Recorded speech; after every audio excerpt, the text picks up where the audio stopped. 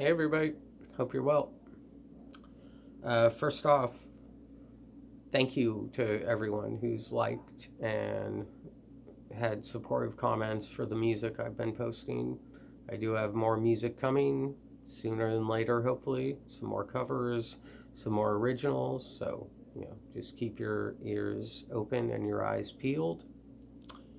Today I'm doing something a little different though. Recently I wrote a essay or a rant or a diatribe, whatever you want to call it. And I did post it, so maybe some of you have seen it, but I've also noticed that sometimes people don't want to read long stuff on Facebook.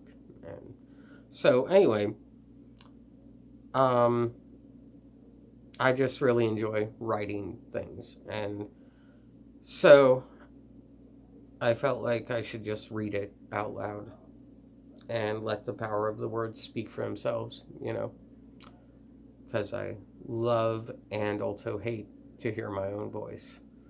But the words mean something to me. So I'm just going to read it. Enjoy it or don't. And it's all good. It seems we all may be losing interest.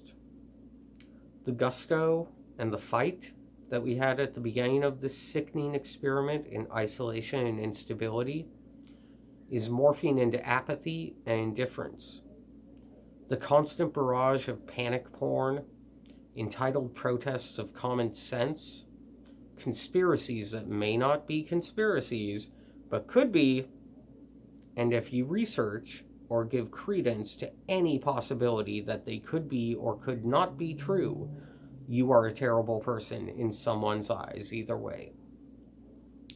All of this, all of it has us right where we are wanted to be by those in power. We are infighting with those who should be our allies. We are self-medicating more than ever to attempt to numb the anxiety of our boredom, financial insecurity, unease with not having human contact. The routine we had was ripped away from us abruptly, and now we struggle to paste and tape and hammer rusty bent nails into rotten wood to craft a new routine that may be passable as functioning. And all of this, all of the hope and we're going to get through this together candy coated enthusiasm.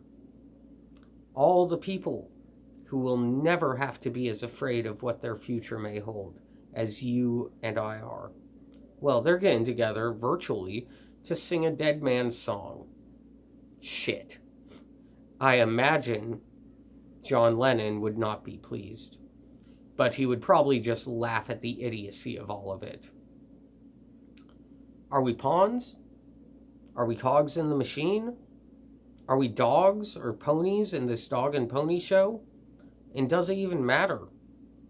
We were always going to be run till our imminent collapse for the benefit and amusement of others who purchased more privilege with imaginary riches than we could ever wish to inherit from backbreaking work and selfless devotion to our fellow man. So does it all have to be doom and gloom? Well, I don't want to be a downer, but for many, it always has been. The fact that the middle to mid-lower class are now starting to experience the worry, the fear, the hunger, the anger, the sadness, the defeat that so much of the world has suffered with for centuries, well, that should tell us something. We are not in trouble. We as a species have been in trouble for a long time. The unsteady, shaky grasp we thought we had on our own stability and prosperity may as well have been a doll hand you were holding for comfort like a naive child. We have always been fucked and being fucked. Now, we just wait for the money shot and hope someday we can wake up disgraced and unsatisfied. And if not, go back to sleep forever, because my worst nightmares are more appealing than the ignorance and blind faith being preached and practiced in what we are now accepting as life. But we don't have to accept this scenario. We have been conditioned and compelled to do so. But learned behaviors can also be unlearned. Now, I'm not talking about joining those storming state houses because they want a haircut and a mani-pedi and to be allowed to go to Denny's and the movies without a second thought to people providing them these, in their eyes, essential services. I am also not saying we should all be locked in our homes 24 hours a day, as our hope and ambition and strength to weather this storm is weakened, and our resolve to get through this, and our compassion for others, is deteriorating day by day, fueled by what we individually choose to accept as truth. But it, and yes, I mean all of it, is fiction. It is a self-imposed, self-serving, and at the same time self-defeating fiction, which we assist in the writing of, so we can continue to believe and cling to the narrative that is most comfortable and convenient for our shallow and fickle self-image of a proud and righteous people who have a lot to say of the Constitution, but who have none of their own. So we can do what? Believe. We can believe that kindness and compassion and listening is more powerful than the hype you hear and the hysteria you gaze at like a bad car crash. We can attempt to understand and hope in that way to be understood as well. By pitting the victims of oppression and servitude against one another, gaslighting and stirring misinformed, entitled, ill-advised rage and hatred at each other, well, now the real enemy is winning. And we, the people, are fighting their battle on the front lines for them against one another. When the morals of our leaders are broken or non-existent, what we mistake for patriotism or protest corrode our humanity and our better nature.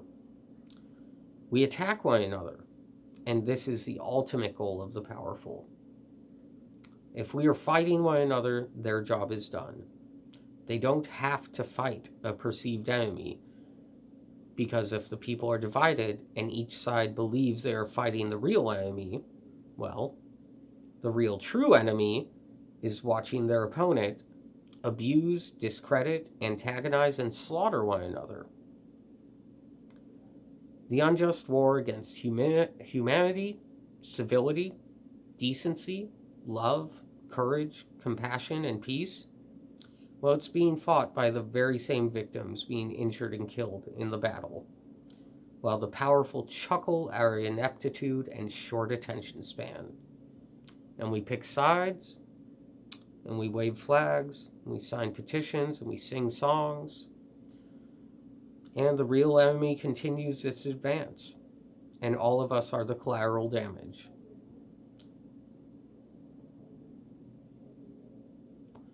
You know, we don't know our common enemy, but I sure as hell know it ain't you, it ain't me. The enemy is the rampant disdain for knowledge and disregard for common empathy. And people wonder why human beings will very soon stop being. I love you guys. Be well.